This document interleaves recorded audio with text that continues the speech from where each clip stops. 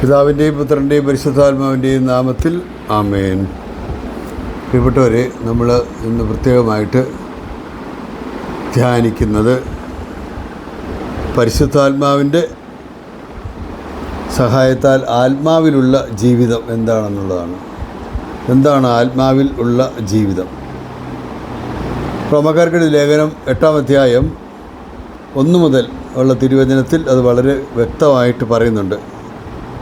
ജഡിക താല്പര്യങ്ങൾ മുഴുകിയിരിക്കുന്ന മനസ്സ് ദൈവത്തിൻ്റെ ശത്രുവാണ്. എന്താണ് ജഡിക താല്പര്യങ്ങൾ? ഈ ലോകത്തിൻ്റെതായിട്ടുള്ള കാര്യങ്ങൾ, ദൈവികമായ കാര്യങ്ങളൊന്നും നമ്മൾ ശ്രദ്ധിക്കുന്നില്ല. ജഡിക താല്പര്യം, പണം ഉണ്ടാക്കുന്നത് എങ്ങനെ, സുഖം അനുഭവിക്കുന്നത് എങ്ങനെ, എവിടെയൊക്കെ നമ്മൾ പോകണം, ആരെയൊക്കെ കാണണം അതിന് വേണ്ടിയിട്ട്, ഇങ്ങനെയൊക്കെയുള്ള കാര്യങ്ങൾ. ജഡിക താല്പര്യം മാത്രമേ ഉള്ളൂ ഇവിടെ. നന്നായിട്ട് തിന്നണം, കുടിക്കണം, ആ ഒരു രീതിയിലുള്ള ചിന്തകളാണ് ജഡിക താല്പര്യങ്ങൾ. ജഡിക താല്പര്യങ്ങൾ മുഴുകിയിരിക്കുന്ന മനസ്സ് ദൈവത്തിൻ്റെ ശത്രുവാണ്. അത് ദൈവത്തിൻ്റെ നിയമത്തിന് കീഴ്പ്പെടുന്നില്ല. റോമാക്കാർക്കെഴുതിയ ലേഖനം 8-ാം അധ്യായം 7-ാം തിരുവചനമാണ് ഞാൻ പറഞ്ഞത്. കീഴ്പ്പെടാൻ അതിന് സാധിക്കുകയില്ല. ജഡിക പ്രവണതകളനുസരിച്ച് ജീവിക്കുന്നവർക്ക് ദൈവത്തെ പ്രസാദിപ്പിക്കുക സാധ്യമല്ല. ഇന്നത്തെ ഏറ്റവും പ്രധാനപ്പെട്ട ഒരു ലോകത്തിൻ്റേതായിട്ടുള്ള മൊത്തത്തിൽ കാണുകയാണെങ്കിൽ അത് അങ്ങനെ പൊതുവെ മനുഷ്യർക്ക് ദൈവവുമായിട്ട് ഇരിക്കാൻ അവർക്ക് വലിയ താല്പര്യമില്ല. കാരണം അവരോർക്കുന്നത് ദൈവമായിട്ട് അടുത്തിരുന്ന് കഴിഞ്ഞാൽ പിന്നെ ഇങ്ങനെയുള്ള സുഖങ്ങളൊന്നും അനുഭവിക്കാൻ പറ്റുമല്ലോ. അപ്പോൾ പിന്നെ ആട്ടെ, നാളെ ആട്ടെ, മറ്റന്നാളാകട്ടെ, മരിക്കാറൊക്കെ ആകുമ്പോഴത്തേനും മതിയല്ലോ, ഇനിയും ഇപ്പോൾ എനിക്കൊരു 50 വയസ്സുണ്ട്, ഒരു 80 വയസ്സ് വരെയൊക്കെ ഞാൻ ഇരിക്കുമായിരിക്കും എന്നുള്ള രീതിയിൽ അന്നേരമൊക്കെ മതി, അതുവരെയൊക്കെ ഇങ്ങനെയൊക്കെ നടക്കാം എന്നുള്ള ഒരു ചിന്ത. അപ്പം തീർച്ചയായിട്ടും നമ്മൾ ജഡിക സുഖങ്ങളിൽ താല്പര്യങ്ങൾ മുഴുകി അങ്ങ് മുന്നോട്ട് പോകുകയുള്ളൂ. എന്നാൽ ദൈവത്തിൻ്റെ ആത്മാവ് യഥാർത്ഥമായി നിങ്ങളിൽ വസിക്കുന്നുവെങ്കിൽ വചനം പറയുകയാണ്, നിങ്ങൾ ജഡികരല്ല, ആത്മീയരാണ്. കണ്ടോ, നമ്മൾ ദൈവവുമായിട്ട് ചേർന്ന് പോകും. എന്തെല്ലാം കഷ്ടതകൾ വന്നു കഴിഞ്ഞാലും രാവിലെ തന്നെ എഴുന്നേറ്റ് പള്ളിയിൽ പോകുന്നു, വിശുദ്ധ കുർബാനയിൽ പങ്കെടുക്കുന്നു, വിശുദ്ധ കുർബാന സ്വീകരിക്കുന്നു, പിന്നെ വചനമനുസരിച്ച് ജീവിക്കുക. മനസ്സിലായില്ലേ? അപ്പോൾ അതാണ് ആ ദൈവീയമായിട്ടുള്ള കൃപയുള്ളവർ അങ്ങനെയാണ് ചെയ്യുന്നത്. ആത്മീയരാണ്. ക്രിസ്തുവിൻ്റെ ആത്മാവില്ലാത്തവൻ ക്രിസ്തുവിനുള്ളവനല്ല. ക്രിസ്തുവിൻ്റെ ആത്മാവ് പരിശുദ്ധാത്മാവ്, ആ പരിശുദ്ധാത്മാവ് ഇല്ലാത്തവൻ ക്രിസ്തുവിനുള്ളവനല്ല എന്ന് വ്യക്തമായിട്ട് വചനം പറയുന്നുണ്ട്. എന്നാൽ നിങ്ങളുടെ ശരീരം പാപം നിമിത്തം മൃതമാണെങ്കിലും ക്രിസ്തു നിങ്ങളിലുണ്ടെങ്കിൽ നിങ്ങളുടെ ആത്മാവ് നീതി നിമിത്തം ജീവനുള്ളതായിരിക്കും. ക്രിസ്തു നിങ്ങളിലുണ്ടെങ്കിൽ നിങ്ങളുടെ ആത്മാവ് നീതി നിമിത്തം ജീവനുള്ളതായിരിക്കും. അതാണ്. അപ്പം നമ്മളത് റോമാക്കാർക്കെഴുതിയ ലേഖനം 8-ാം അധ്യായം ആത്മാവിലുള്ള ജീവിതം എന്നുള്ള ഒരു ഹെഡിങ്ങിൽ തന്നെയാണ് തുടങ്ങുന്നത്. അപ്പോൾ അത് വളരെ നമ്മൾ ശ്രദ്ധിക്കേണ്ട കാര്യമാണ്. ഓക്കെ, അതാണ് നമ്മളിവിടെ ഏറ്റവും അധികം ധ്യാനിക്കുന്നതും. നമ്മൾ യഥാർത്ഥത്തിൽ ആത്മാവിനാൽ നയിക്കപ്പെടേണ്ടവരാണ്. എന്നാൽ നമ്മൾ ജഡത്തിൻ്റെ ആഗ്രഹങ്ങളനുസരിച്ച് പോയാൽ ആത്മാവിനവിടെ പ്രവേശിക്കാൻ പറ്റുകയില്ല. ആത്മാവിനെ നമ്മളെ നയിക്കാൻ സാധിക്കുകയില്ല. അതാണ് ഇവിടെ വചനം പ്രത്യേകമായിട്ട് പറയുന്നത്. നമ്മളെപ്പോഴും വളരെയധികം ധ്യാനിക്കേണ്ട ഒരു കാര്യമാണത്. ഈ ഇടയ്ക്ക് സമയമുള്ളപ്പോഴൊക്കെ ഈ റോമാക്കാർക്കെഴുതിയ ലേഖനം 8-ാം അധ്യായം ഫുള്ളായിട്ട് വായിക്കുന്നതിനും കുഴപ്പമൊന്നുമില്ല. കാരണം നമ്മുടെ ലക്ഷ്യം എന്താണ്? സ്വർഗമാണല്ലേ. നമുക്ക് ഈ ലോക ജീവിതം എത്ര നാളത്തേക്കുണ്ട് നമുക്കറിയത്തില്ല. ഇപ്പോൾ തന്നെ നമ്മൾ പലപ്പോഴും കേൾക്കുന്നുണ്ടല്ലേ, കൊഴിഞ്ഞു വീണുള്ള മരണം. കാർഡിയോളജിസ്റ്റ് പോലും, ഞാൻ ഈയിടെ വായിച്ചൊരു ഒരു വാർത്തയാണ്, ഏതാണ്ട് 1600 അതിന് മുകളിൽ കാർഡിയോളജി സർജറിയൊക്കെ ചെയ്ത് വിജയകരമായി ജീവിച്ച ഒരു ഡോക്ടർ, 41 വയസ്സേ ഉള്ളൂ, കൊഴിഞ്ഞു വീണ് മരിച്ചു. പിന്നെ ഡോക്ടറാണെന്നോ കാർഡിയോളജിസ്റ്റ് ആണെന്നോ ഒന്നും പ്രശ്നമില്ല, കൊഴിഞ്ഞു വീണ് മരിച്ചു, ഹാർട്ട് ഇതായി നിന്നുപോയി. ഡോക്ടറായിട്ടും വല്ലോ അദ്ദേഹം അറിഞ്ഞോ അത്? അപ്പം നമ്മൾ ഇന്നത്തെ ഒരു ജീവിതം എപ്പോഴും ദൈവത്തോട് അടുത്ത് വേണം ഇരിക്കാനായിട്ട്. നമുക്കൊന്നും പറയാൻ പറ്റത്തില്ല നമ്മൾ എത്ര നാൾ ജീവിച്ചിരിക്കുമെന്നോ.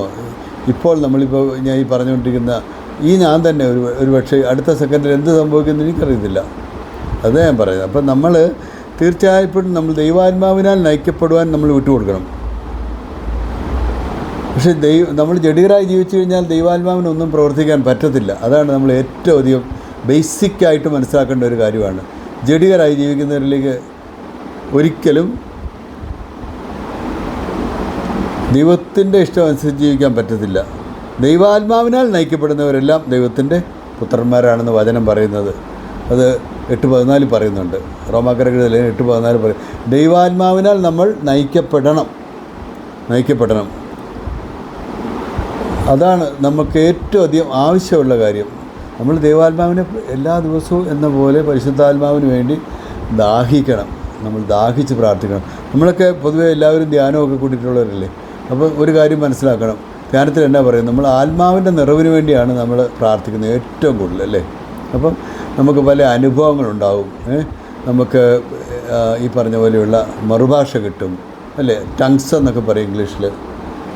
ഞാൻ ഐ റിമെമ്പർ, ഞാൻ 1990 ആദ്യമായിട്ട് പോട്ടയാശ്രമത്തിലാണ് പോയത് ധ്യാനം കൂടാനായിട്ട്. അന്ന് ഡിവൈൻ റിട്രീറ്റ് സെൻറ്റർ ഇല്ല. അപ്പോൾ പോട്ടാശ്രമത്തിൽ വലിയ തിരക്കാണ് നേരം കേട്ടോ. അങ്ങനെ ആത്മാവിന് വേണ്ടി പ്രാർത്ഥിച്ചുകൊണ്ടിരുന്ന സമയത്ത് ഞാനൊരു കോർണറിൽ ചാരിയിരിക്കുകയായിരുന്നു. അപ്പോൾ എൻ്റെ നാവെല്ലാം കൂടെ കുഴഞ്ഞ് എനിക്ക് വേറെ രീതിയിലോട്ട് ഉള്ള നാവെല്ലാം വേറെയൊക്കെയാണ് പറയുന്നത് അന്നേരം. അപ്പോൾ ഞാൻ വിട്ടുകൊടുക്കണമെന്നുള്ള അച്ഛൻ നേരത്തെ പറഞ്ഞിട്ടുണ്ട്. ഞാൻ വിട്ടുകൊടുത്ത അച്ഛൻ്റെ നാവിനെ. അപ്പോൾ അത് വേറൊരു ഒരു ഒരു ഒരു ശബ്ദമായിട്ട് വന്നത്. ഓരോ അച്ഛന്മാരും ഒക്കെ പ്രാർത്ഥിക്കുമ്പോൾ, വൈദികർ അല്ലാതെയുള്ള ആത്മാരോ ആരാണെങ്കിലും ധ്യാന ഗുരുക്കന്മാരൊക്കെ പ്രാർത്ഥിക്കുമ്പോഴേ അവർ ഈ മറുഭാഷയിൽ പ്രാർത്ഥിക്കുന്ന ടങ്സിൽ പ്രാർത്ഥിക്കാൻ അച്ഛൻ പറയല്ലേ, അല്ലെങ്കിൽ ധ്യാനിപ്പിക്കുന്നവർ പറയല്ലേ. അപ്പോൾ നമുക്ക് ടങ്സ് ഉണ്ടെങ്കിൽ നമ്മൾ ടങ്സിൽ തന്നെ പ്രാർത്ഥിക്കും. അത് ദൈവപിതാവിനോട് നേരിട്ടുള്ള ഒരു ഒരു ഒരു ഒരു നമുക്കൊരു കണക്ഷനുണ്ട് ആ സമയത്ത് ദൈവപിതാവുമായിട്ട്.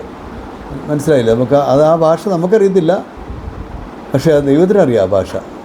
മറ്റൊന്നിനും നമ്മളെ ആ സമയത്ത് നമ്മളെ ഡിസ്റ്റർബ് ചെയ്യാൻ പറ്റത്തില്ല. അതാണ് ഈ ടങ്സിൽ പ്രാർത്ഥിക്കുമ്പോൾ നമുക്കുണ്ടാകുന്ന ഒരു പ്രത്യേകത. അതുകൊണ്ടാണ് അച്ഛന്മാർ ചിലപ്പോൾ പറയുന്നു, ധ്യാനഗുരുക്കന്മാർ പറയും ടങ്സിൽ പ്രാർത്ഥിക്കാൻ പറയും. അപ്പോൾ ദൈവാത്മാവിനെ നയിക്കപ്പെടുന്നവരെല്ലാം ദൈവത്തിൻ്റെ പുത്രന്മാരാണ്. ഒന്ന് ചിന്തിച്ച് നോക്കിയത്, നമ്മൾ ദൈവത്തിൻ്റെ പുത്രന്മാർ ആണ് എന്നുള്ളതിൻ്റെ വ്യക്തമായ അടയാളമാണ് ദൈവാത്മാവിനാൽ നയിക്കപ്പെടുന്നുണ്ട് എന്നുള്ളത് കേട്ടോ. ഈ ആത്മാവ് മൂലമാണ് നാം അബ്ബാ പിതാവേ എന്ന് പറയുന്നതല്ലേ. ദൈവത്തിൻ്റെ പരിശുദ്ധാത്മാവാണ് നമ്മളെ കൊണ്ട് അബ്ബാ പിതാവേ എന്ന് നമ്മൾ ദൈവത്തെ വിളിപ്പിക്കുന്നത്. അപ്പോൾ അത് തീർച്ചയായിട്ടും ഇതാണ് നമ്മൾ പ്രത്യേകമായിട്ട് കാണേണ്ട ഒരു വളരെ ചിന്തിക്കേണ്ടതും നമ്മൾ ധ്യാനിക്കേണ്ടതുമായിട്ടുള്ളൊരു കാര്യമാണ് ഞാൻ ഈ പറഞ്ഞതേ.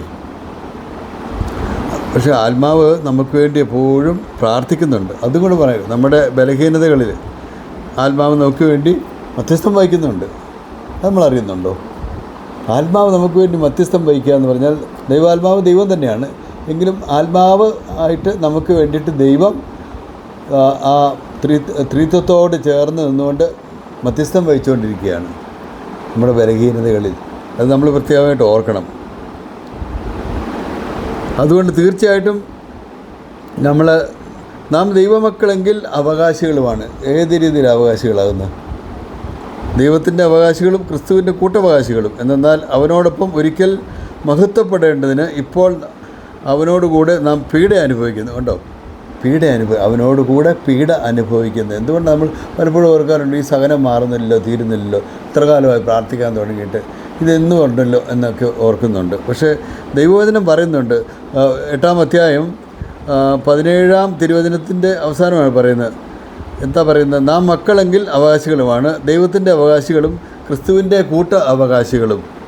എന്നാൽ അവനോടൊപ്പം ഒരിക്കൽ മഹത്വപ്പെടേണ്ടതിന് ഇപ്പോൾ അവനോടുകൂടെ നാം പീഡ അനുഭവിക്കുന്നു. കണ്ടോ, ഇപ്പോൾ അവനോടുകൂടെ പീഡ അനുഭവിക്കുന്നു. പക്ഷേ അത് കുറച്ച് കാലത്തേക്കേ ഉള്ളെന്നേ, വർഷങ്ങൾ മാത്രമല്ലേ ഉള്ളൂ. ഈ ലോക ജീവിതം തന്നെ ഏറിയാൽ 70 അല്ലെങ്കിൽ 80 എന്നാണ് വചനം പറയുന്നത്. അത്രേ ഉള്ളൂ. ഒത്തിരി പേര് നേരത്തെ മരിച്ചു പോകുന്നല്ലേ, നമ്മൾ പ്രതീക്ഷിക്കുന്നതിലൊക്കെ ഒത്തിരി നേരത്തെ മരിച്ചു പോകുന്നുണ്ട്. അപ്പോൾ ഇന്നത്തെ കാലത്ത് ഈ കുഴഞ്ഞു വീണ് മരണമൊക്കെ വളരെ ഒരു നിത്യ സംഭവമായി മാറിക്കൊണ്ടിരിക്കുകയാണ്. ഓക്കെ, ഒന്നാമതാ കൊറോണ വന്നു പോയതിന് ശേഷം ഒത്തിരി അധികം സംഭവങ്ങൾ ഇങ്ങനെ നടക്കുന്നുണ്ട്. നമ്മളത് ഒരുങ്ങി ഇരിക്കണം കേട്ടോ. എന്നാണേലും നമ്മുടെ ബ്ലഡ് സർക്കുലേഷനും കാര്യങ്ങളും ഡോക്ടറെ പോയി കാണണം. എപ്പോഴും പോയി കണ്ട് ചെക്കപ്പൊക്കെ ചെയ്ത് വേണം ജീവിക്കാൻ. അതനുസരിച്ച് നമ്മൾ പ്രാർത്ഥിച്ചും വേണം നമ്മൾ ജീവിക്കാൻ വേണ്ടിയിട്ട്. പക്ഷേ വേറൊരു കാര്യം നമുക്കിവിടെ വളരെ ശക്തമായിട്ടുള്ളൊരു വചനം പറയുന്നുണ്ട്. എന്താണെന്നറിയാമോ? നമ്മൾ നല്ല ജീവിതം നയിച്ച് ദൈവത്തിൻ്റെ ഇഷ്ടമനുസരിച്ച് ജീവിച്ച് നമ്മൾ മരിക്കുകയാണെങ്കിൽ അത് വലിയ ഒരു നമുക്കെന്നും സന്തോഷിക്കാവുന്ന, കാരണം അത് ജീവിതകാലം മുഴുവനും നമ്മൾ അങ്ങനെ സന്തോഷിക്കാനുള്ളൊരു സമയമാണ് അന്നേരം. കാരണം എന്നാ, നമുക്ക് വെളിപ്പെടാനിരിക്കുന്ന മഹത്വത്തോട് തുലനം ചെയ്യുമ്പോൾ ഇന്നത്തെ കഷ്ടതകൾ നിസ്സാരമാണെന്ന് ഞാൻ കരുതുന്നു. അതുകൊണ്ടാണ് ഞാൻ പറയുന്നത്. റോമാക്കാർക്കെഴുതിയ ലേഖനം 8-ാം അധ്യായം 18-ാം തിരുവചനം. ആ വചനം, എല്ലാ വചനങ്ങളും വളരെ ഇമ്പോർട്ടൻ്റാണ്. ഈ പ്രത്യേകിച്ച് ഈ 8-ാം അധ്യായത്തിൽ നമുക്ക് വെളിപ്പെടാനിരിക്കുന്ന മഹത്വം. എന്താ ഈ മഹത്വം?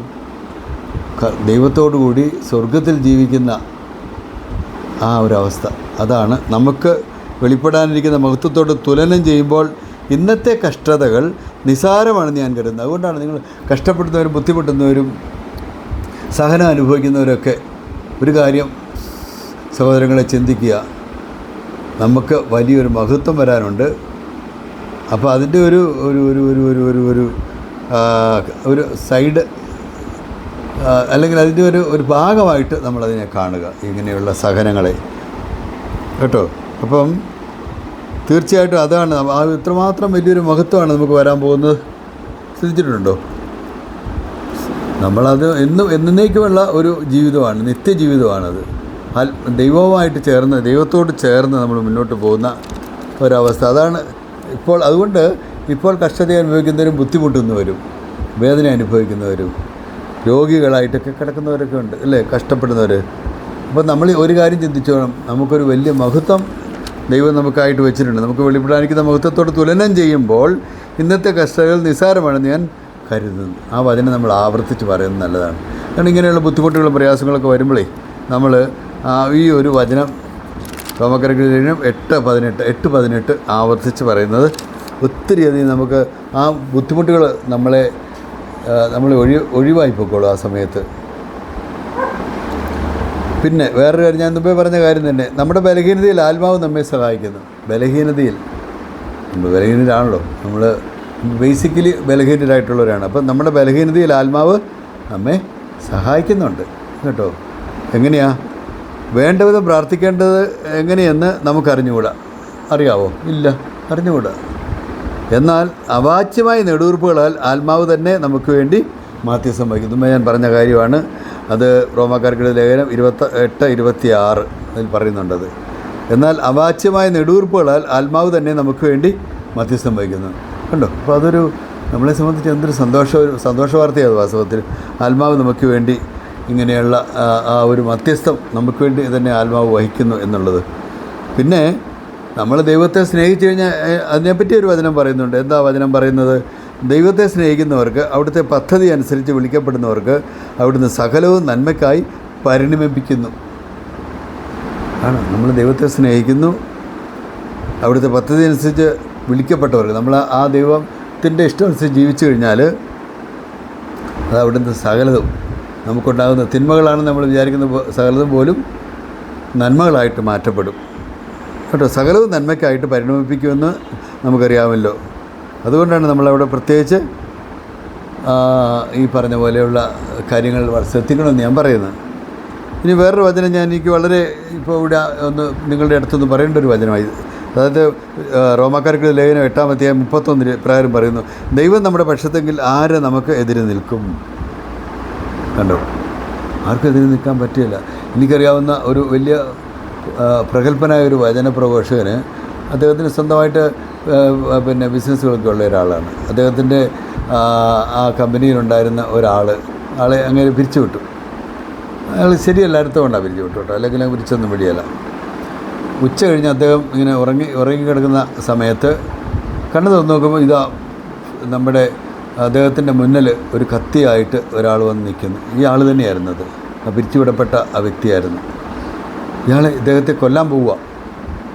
അപ്പം എന്ത് ചെയ്യണമെന്ന് അദ്ദേഹത്തിന് ഉറക്കത്തിൽ നിന്ന് എഴുന്നേറ്റില്ലുള്ളൂ. ഇങ്ങനെ കണ്ണു തുറന്ന് നോക്കുമ്പോൾ അപ്പോൾ പെട്ടെന്ന് ഈ ഒരു വചനമാണ് അദ്ദേഹത്തിൻ്റെ മനസ്സിലേക്ക് വന്നത്.